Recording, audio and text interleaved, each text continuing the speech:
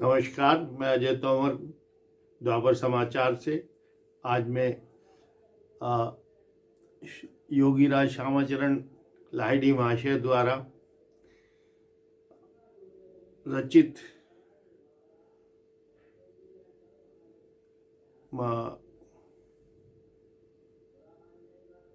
गीता की व्याख्या का भाग 3 बनाने जा रहा हूँ। पिछले भाग में मैंने आपको 18 अध्याय में सूक्ष्म रूप बताया था कि क्या क्या होता है उनमें, और चित्रवृत्ति और जड़ वृत्ति के बारे में भी मैंने आपको बताया था।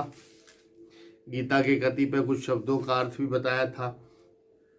आज आगे अब कुछ शरीर से संबंधित और भी चीज़ों के बारे में बताने जा रहा हूँ।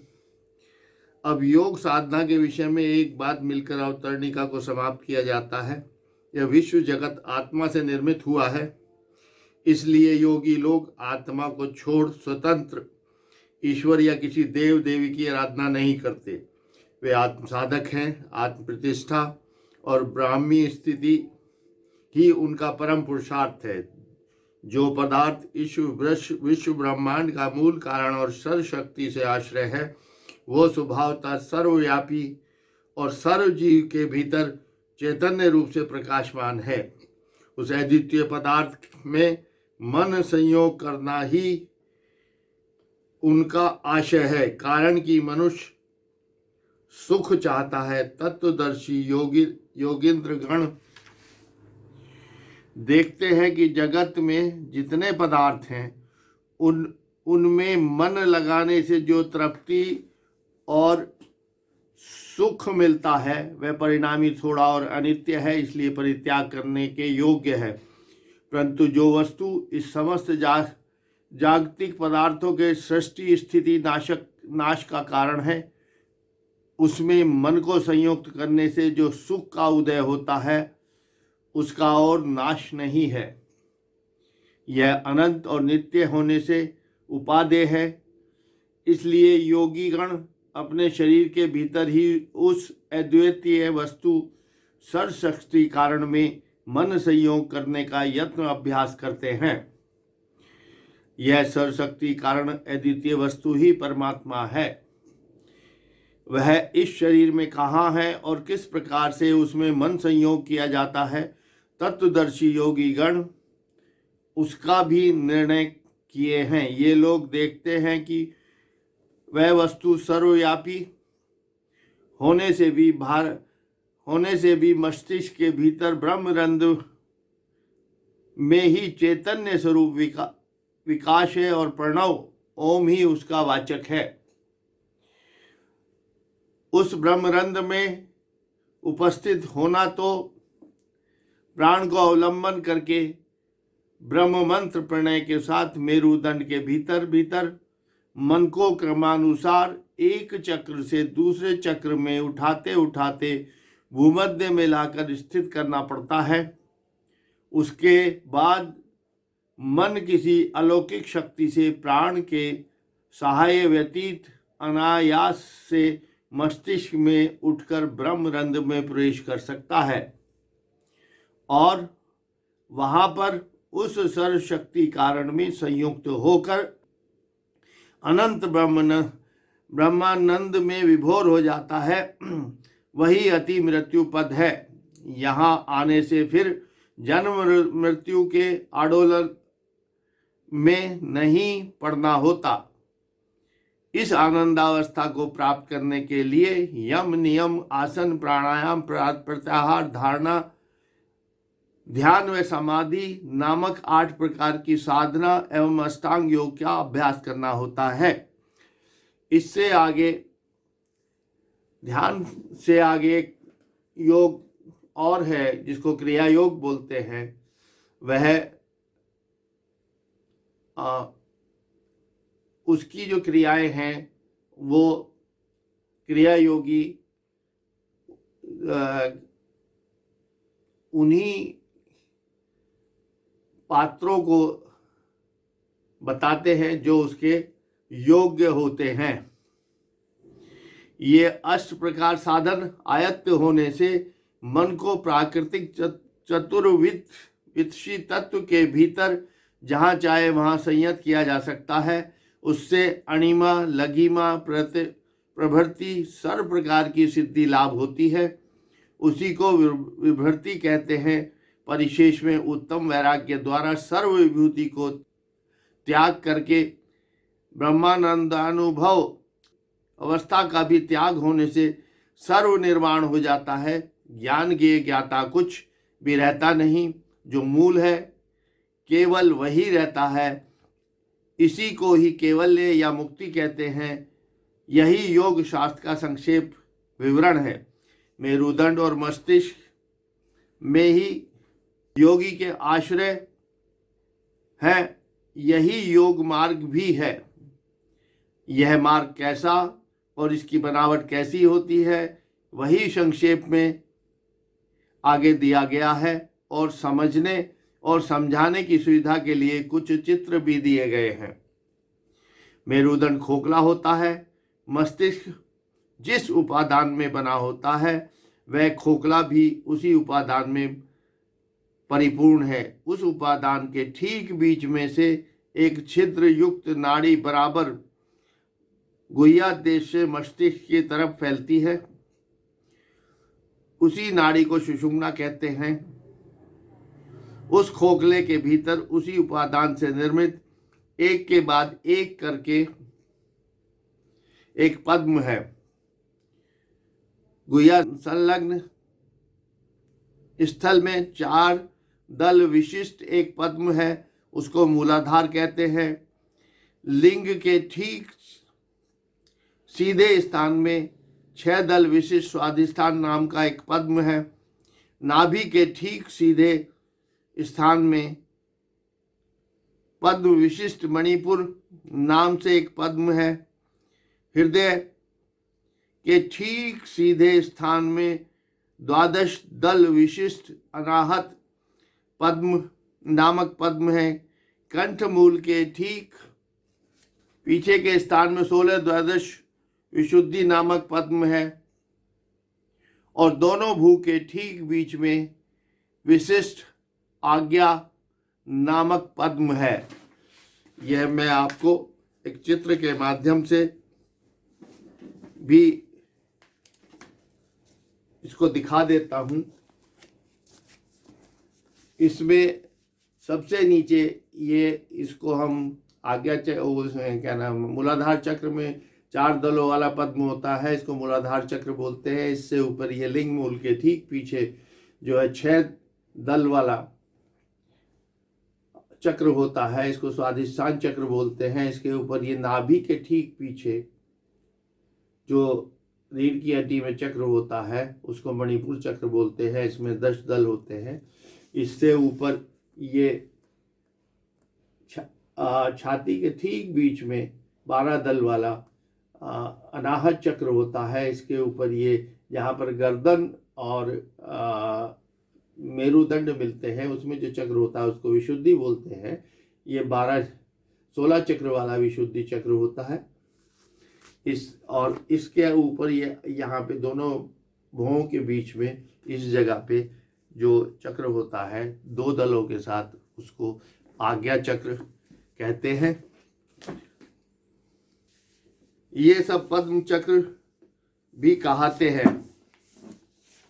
इसलिए इन 6 पद्मों को षट चक्र भी कहते हैं। इन सब के ऊपर मस्तिष्क में सहस्त्र दल विशिष्ट सहस्त्रार पद्म जो मस्तिष्क में सिर में जो होता है उसको सहस्त्र दल उसमें होते हैं, तो उसको सहस्त्रार चक्र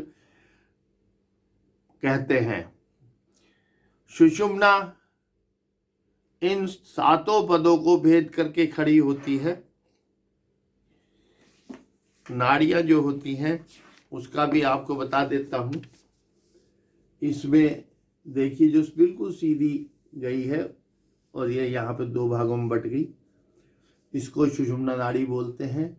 बाएं मूलाधार से बाएं जो चलती है उसको ईड़ा, और जो दाईं तरफ से चलती है उसको पिंगला बोलते हैं। नीचे ये इनके इंडिकेशन भी दिए गए हैं तो ये 3 नाड़ियां हैं। सुषुम्ना भी नाड़ी ही अंतःशून्य खोखला नल के सदृश होती है। जैसे नल का पानी पाइप होता है अंदर से खोखला होता है, उसी तरीके से सुषुम्ना नाड़ी बिल्कुल अंदर से खोखली होती है। सुषुम्ना भी वैसी ही होती है। सुषुम्ना के भीतर स्वादिष्ठान के ऊपर तक फैला हुआ वज्र नाम की एक नाड़ी और उसके ऊपर मणिपुर से लेकर चित्रा नाम की दूसरी नाड़ी होती है। सुषुम्ना के अंदर स्वादिष्ठान से जो नाड़ी ऊपर की तरफ बढ़ती है उसको चित्र वज्रा बोलते हैं, और मणिपुर चक्र से जो नाभि के पीछे चक्र होता है उससे एक नाड़ी और उसमें अंदर अंदर चलती है, उसको चित्रा बोलते हैं। इन तीनों नाड़ियों के आकाश में साधारण छिद्र को ब्रह्म नाड़ी कहते हैं। इन तीनों नाड़ियां जब ये ऊपर बढ़ती हैं एक साथ, तो इनको ब्रह्म नाड़ी बोलते हैं। इस ब्रह्म नाड़ी का आकार योगीगण कहें कि यह अति सूक्ष्म अतीन्द्रिय बुद्धिग्राह्य पदार्थ है।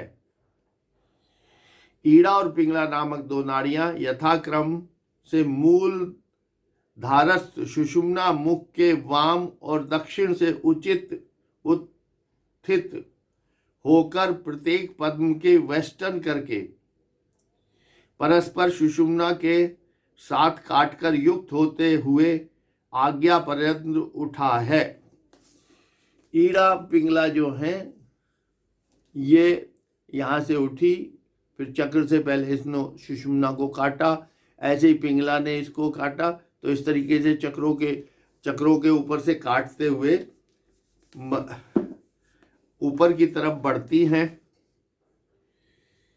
सुषुम्ना के साथ काटकर युक्त होते हुए आज्ञा प्रयत्न उठा है। विशुद्ध के ऊपर गर्दन और मस्तक की खोली के ठीक संधि स्थल को अर्थात मस्तक को पीठ की तरफ झुका देने से जिस जगह पर गड्ढा हो जाता है, इस तरीके से जैसे आप गर्दन पीछे झुकाएंगे तो जिस जगह पे गड्ढा हो जाता है उस जगह पे जो हड्डी होती है उसको मस्तक ग्रंथि कहते हैं, या इंग्लिश में उसको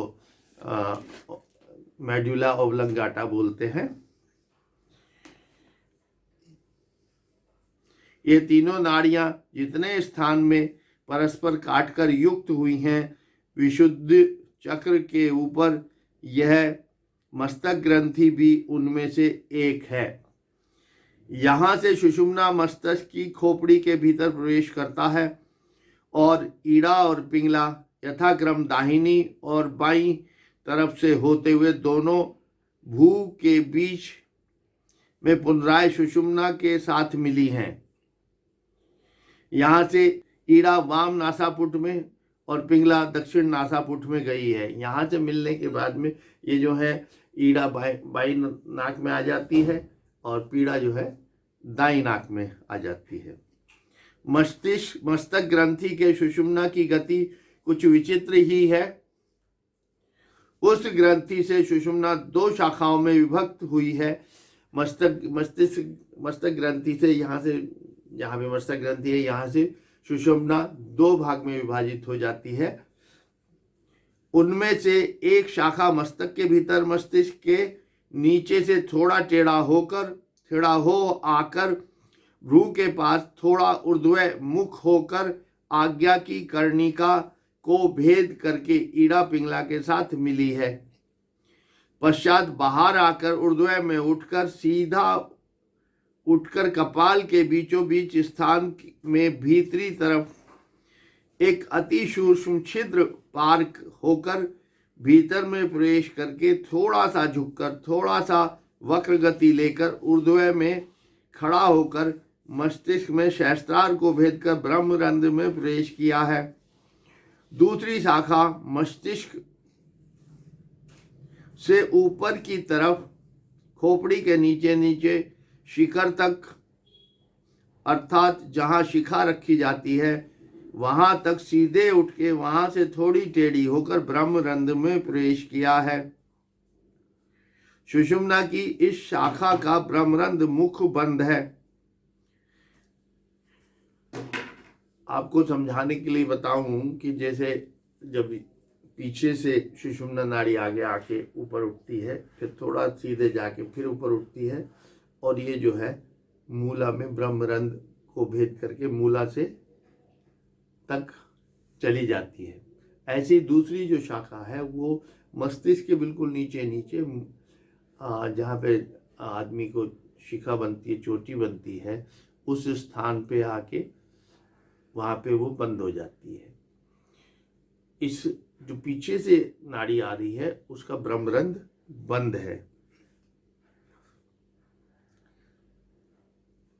सुषुम्ना की इस शाखा का ब्रह्मरंध्र मुख बंद है, प्रथम शाखा का मुख खुला है, इसलिए एक शाखा के छिद्र के साथ दूसरी शाखा के छिद्र को संयोग नहीं है। मतलब दोनों शाखाएं जो हैं एक दूसरे से मिली नहीं है आपस में। योगी के योगावलंबन से प्राण प्रत्याग होने के समय सुषुम्ना का यह ब्रह्मरंध्र बंद मुख खुलकर दोनों शाखाओं के छिद्र मिलकर एक हो जाते हैं। इसी का नाम ब्रह्मरंध्र का फट जाना है। नमस्कार, आज बस इतना ही। इससे आगे की जो आध्यात्मिक शारीरिक रचना है उसका भाग इससे अगला जो भाग बनाएंगे उसमें उन चीज़ों के बारे में बताऊंगा। धन्यवाद।